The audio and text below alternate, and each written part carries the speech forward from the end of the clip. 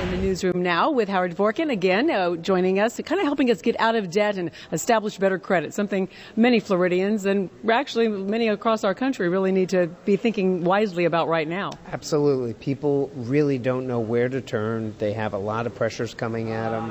They don't know if they're going to be employed tomorrow. Their mortgages may be in default.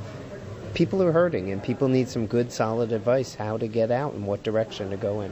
So if you had to give them one major piece of advice on what first step they should take to get out of debt, what would that be? The first step is be honest with yourself. You have to assess your situation honestly. Most people don't want to admit they possibly could fail, but you have to be honest. The second thing is make sure you're getting advice from trusted people.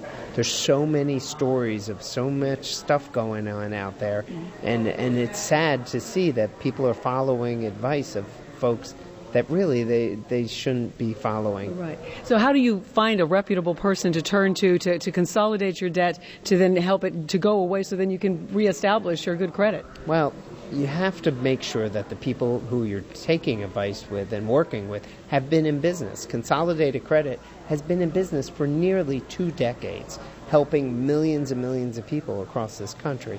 But essentially go to the Better Business Bureau, make sure that you're dealing with a reputable firm.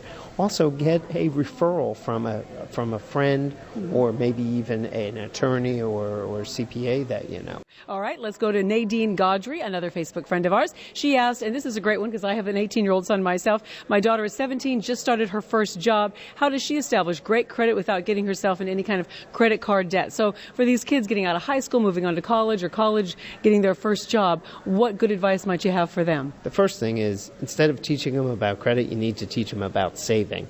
That's the first step. If once they have established the savings account, go through and start to take a credit card with a small balance, maybe a department store card, but don't carry a balance. I know people say carry a balance, but it's not good because you can get caught on the treadmill and it's going to really come back to bite you. Just go to a department store, get a credit card, try a secured card. More importantly, use a debit card so you get used to using it, and a debit card does not allow you to get in trouble because the money is automatically taken out of your bank so you can't spend more than you have.